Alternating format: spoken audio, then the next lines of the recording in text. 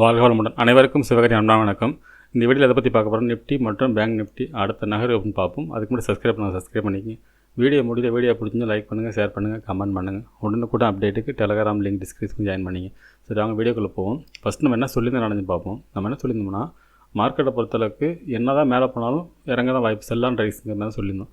Market ஓரளவு ஃப்ளாட்டாக open ஆனால் மார்க்கெட் வந்து ஃபஸ்ட் ரேஸ் பிரேக் பண்ண பட்சத்தில் செகண்ட்லேருந்து ஃபால் ஆக வாய்ப்பு அப்படின்னு கொடுத்துருந்தோம். இல்லை ஓப்பனிங்லேயே ஃபஸ்ட்டு பிரேக் பண்ணால் ஃபஸ்ட் ரெசிஸ்டன்ஸ் போயிட்டு அப்புறம் ஃபால் ஆகும். இந்த லாஸ்ட்டு அதாவது 22,525 அப்படிங்கிறது ஸ்ட்ராங் சப்போர்ட் அப்படின்னு சொல்லியிருந்தோம். அந்த இடக்கும் வரது வாய்ப்புன்னு சொல்லியிருந்தோம். ஆனால் நீங்கள் மார்க்கெட்டே பார்த்தீங்கன்னா ஓப்பனே பார்த்தீங்கன்னா கிட்டத்தட்ட நம்மளோட செகண்ட் சப்போர்ட்டுக்கு கீழே தான் ஓப்பன் ஆனாங்க.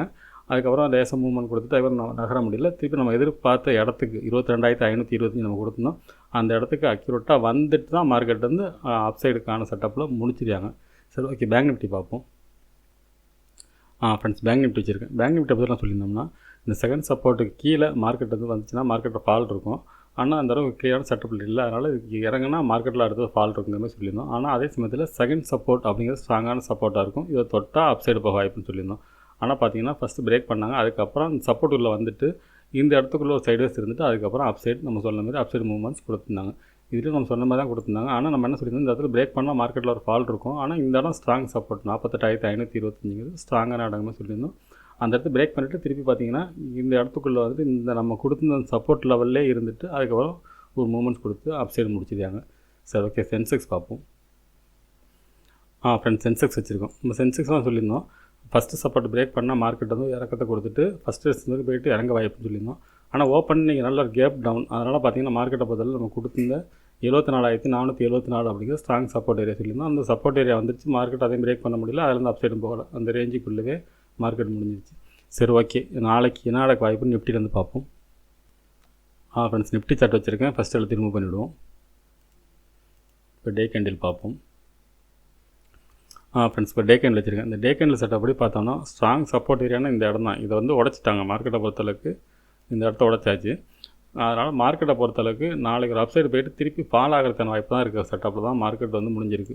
ஆனால் நாளைக்கு ஒரு இந்த கேப் ஃபில்லிங்காக வேணால் அப்சைடு போயிட்டு திருப்பி ஃபால் ஆகலாம். அது வந்து இந்த ட்ரெண்ட் லைன் பேஸ் பண்ணி இந்த ட்ரெண்ட் லைன் வரைக்கும் போயிட்டு திருப்பி வரலாம். இல்லைனா இது இப்படி போட்டால் கூட அடுத்த கேண்டில் போட்டாங்கன்னா இந்த ரேஞ்ச் நேற்றோட எங்கே பிரேக் ஆனாங்களோ அந்த இடத்துக்கு போயிட்டு திருப்பி ஃபால் ஆகிறதுக்கான செட்டப்பில் தான் டே கேண்டில் முடிஞ்சிருக்கு ஃப்ரெண்ட்ஸ்.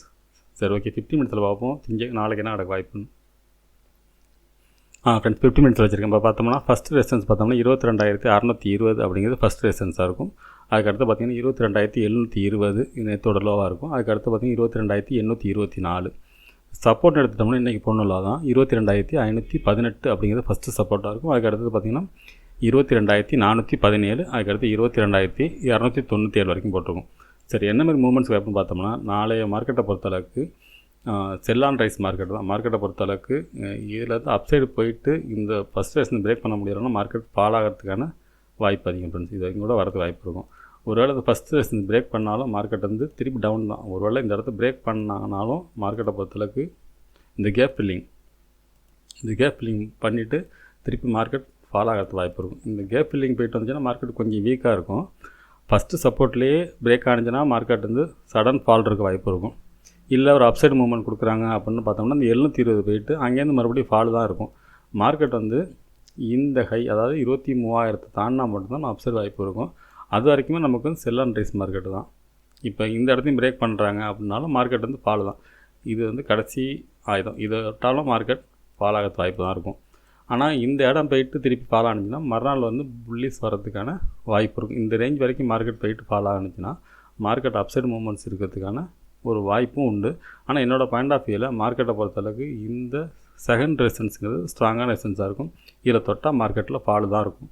இல்லை ஓப்பனிங்லேயே ஃபால்னாலும் இந்த ஃபஸ்ட் ரெசிஸ்டன்ஸுங்கிறது பிரேக் பண்ணாமல் ஃபால் ஆனாலும் மார்க்கெட்டில் ஒரு பெரிய ஃபால் இருக்கிறதுக்கான வாய்ப்பு தான் ஃப்ரெண்ட்ஸ். என்னோடய பாயிண்ட் ஆஃப் வியூவில் மார்க்கெட்டை பொறுத்தளவுக்கு செல் அண்ட் ரைஸ். எப்போ மார்க்கெட் வந்து இந்த 22,800 பிரேக் பண்ணாத வரைக்கும் மார்க்கெட் வந்து இறங்கிறதுக்கான வாய்ப்பு தான் ஃப்ரெண்ட்ஸ் ரொம்ப அதிகம். சரி, ஓகே, பேங்க் நிஃப்டி பார்ப்போம்.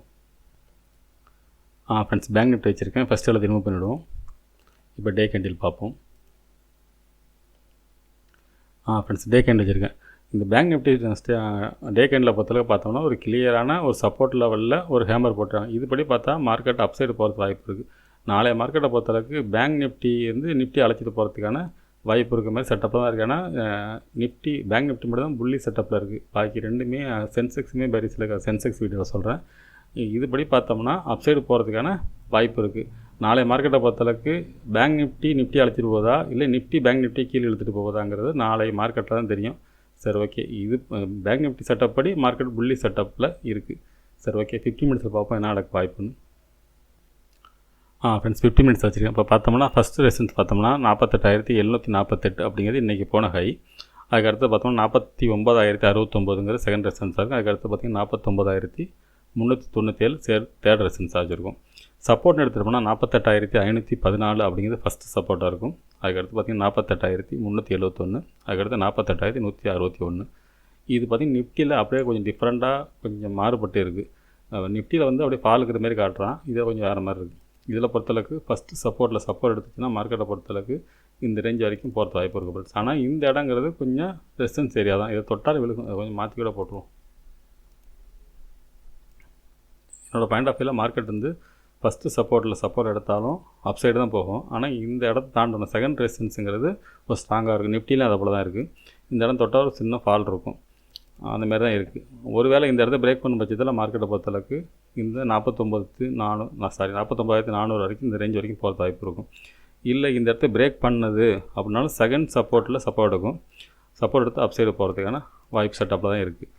எப்போ மார்க்கெட்டில் ஃபால் இருக்கும்னா 48,160 பிரேக் பண்ணும் பட்சத்தில் மார்க்கெட்டில் பேங்க் நிஃப்டியை பொறுத்தளவுக்கு வீக். அது வரைக்கும் மார்க்கெட் வந்து பேங்க் நிஃப்டி பொறுத்தவரை ஸ்ட்ராங்கான செட்டப்பில் தான் க்ளோசிங் இருக்குது. என்னோடய பாயிண்ட் ஆஃப் வியூவில் இந்த செகண்ட் சப்போர்ட்டும் செகண்ட் ரெசிஸ்டன்ஸும் ரொம்ப முக்கியமானதாக இருக்கும். ஓப்பனிங்கில் செகண்ட் சப்போர்ட் வரைக்கும் வந்தான்னா அப்சைடு மூவ் ஆகும்.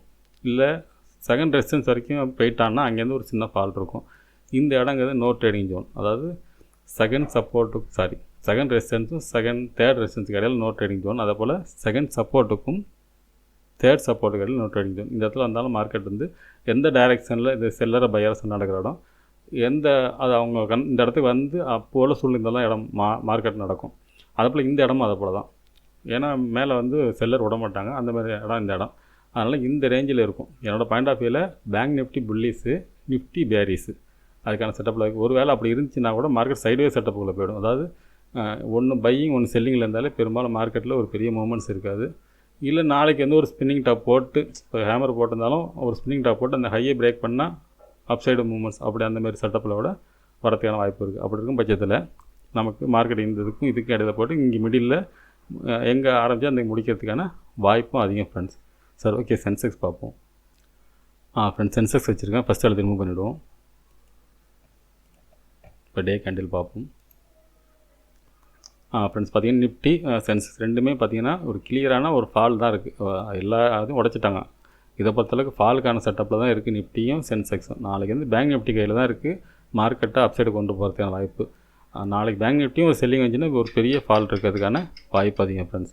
சரி, ஓகே. 50 மினிட்ஸில் பார்ப்போம் என்ன நடக்க வாய்ப்புன்னு. ஃப்ரெண்ட்ஸ் 50 மினிட்ஸ் வச்சுருக்கேன். இப்போ பார்த்தோம்னா ஃபஸ்ட்டு ரெசன்ஸ் பார்த்தோம்னா 74,698, 24,700 அப்படிங்கிறது ஃபஸ்ட்டு ரெசன்ஸாக இருக்கும். அதுக்கடுத்து பார்த்திங்கன்னா 75,113 அப்படிங்கிறது இந்த கேப் ஃபில்லிங் ஏரியா, அது செகண்ட் ரெசிஸ்டன்ஸாக இருக்கும். தேர்ட் பார்த்திங்கன்னா 75,422. சப்போர்ட்னு எடுத்துட்டோம்னா 73,307 அப்படிங்கிறது ஃபஸ்ட்டு சப்போர்ட்டாக இருக்கும். அதுக்கடுத்து பார்த்திங்கன்னா 77,765 அப்படிங்கிறது செகண்ட் சப்போர்ட்டாக இருக்கும். அடுத்தது 73,413 அப்படிங்கிறது தேர்ட் சப்போர்ட்டாக இருக்கும். சரி, ஓகே. இது என்ன மாதிரி மூமெண்ட்ஸ் வாய்ப்புன்னு பார்த்தோம்னா இந்த ஃபஸ்ட்டு சப்போர்ட்டை பிரேக் பண்ணாமல் மார்க்கெட் வந்து அப்சைடு போக வாய்ப்பு இருக்கும். அதாவது பிரேக் பண்ணக்கூடாது. பண்ணலன்னா மார்க்கெட்டை பொறுத்தளவுக்கு இந்த செகண்ட் ரெசிஸ்டன்ஸுங்கிறது ஸ்ட்ராங்கான ரெசிஸ்டன்ஸ். இதை தொட்ட மார்க்கெட் ஃபால் இருக்கும்.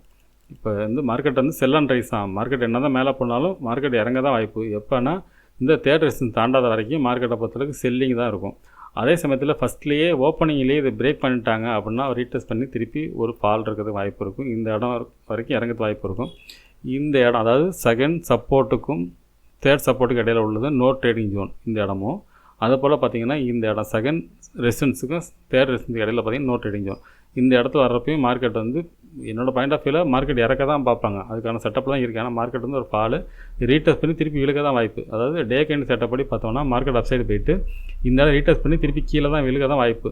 இந்த ரீடெஸ்ட் பண்ணுற இடத்துல பிரேக் ஆனால் மார்க்கெட் அப்சைடு போக வாய்ப்பு இருக்கும். ஆனால் இந்த இடத்துல அதனால இந்த இடம் வந்து நோ ட்ரேடிங் ஜோன் சொல்கிறோம் இந்த இடத்த. ஆனால் என்னோடய பாயிண்ட் ஆஃப் வியூவில் மார்க்கெட் தொட்டு இறங்க தான் வாய்ப்பு. எது வரைக்கும்னா இந்த ஃபஸ்ட்டு சப்போர்ட்டும் ஃபஸ்ட்டு ரெசிஸ்டன்ஸும் ஃபஸ்ட்டு ஸ்ட்ராங்கான இடமா இருக்கும். இந்த ஃபஸ்ட்டு சப்போர்ட்டை பிரேக் பண்ண பட்சத்தில் மார்க்கெட்டில் ஒரு சின்ன அப்சைடு மூவ்மெண்ட்ஸ் இருக்கிறதுக்கான வாய்ப்பு அதிகம். ஆனால் இந்த தொட்டா இறங்கும், அதுக்கான வாய்ப்பு தான் ஃப்ரெண்ட்ஸ் அதிகமாக இருக்குது.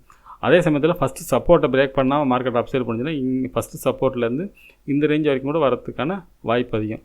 இப்போ பார்த்தோம்னா நிஃப்டி ஒரு டைப்பாக இருக்குது, நிஃப்டி சென்செக்ஸும் ஒரு டைப்பாக இருக்குது, பேங்க் நிஃப்டி ஒரு டைப்பாக இருக்குது. அந்தமாரி இருக்கும் பட்சத்தில் என்னென்னா பேங்க் நிஃப்டி வந்து பையிங்கில் இருக்குது, இது 2 செல்லிங்கில் இருக்குது. அப்படி இருக்கும் பட்சத்தில் சமயத்தில் ஒரு சைட்வே செட்டப்புக்குள்ளே போகிறதுக்கும் வாய்ப்பு உண்டு.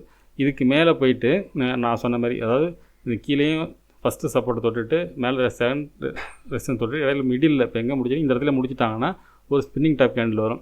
அதுக்கு மேலே மறுபடியும் பையிங் கொடுக்கறதுக்கும் வாய்ப்பு உண்டு. நாளைய மார்க்கெட்டை பொறுத்தளவுக்கு சைட்வேஸ் இருக்கிறதுக்கான வாய்ப்பு அதிகம். 2-3 கம்பேர் பண்ணி பார்த்தோம்னா மார்க்கெட் வந்து ஒரு சைட்வேஸ் செட்டப்பில் இருக்கிறதுக்கான வாய்ப்பு தான் ஃப்ரெண்ட்ஸ் அதிகமாக தெரியுது. ஒன்றும் சைட்வேஸாக இருக்குது, இல்லைன்னா பெரிய ஃபால் இருக்கும். அதுக்கான செட்டப்பில் தான் ஃப்ரெண்ட்ஸ் இருக்குது.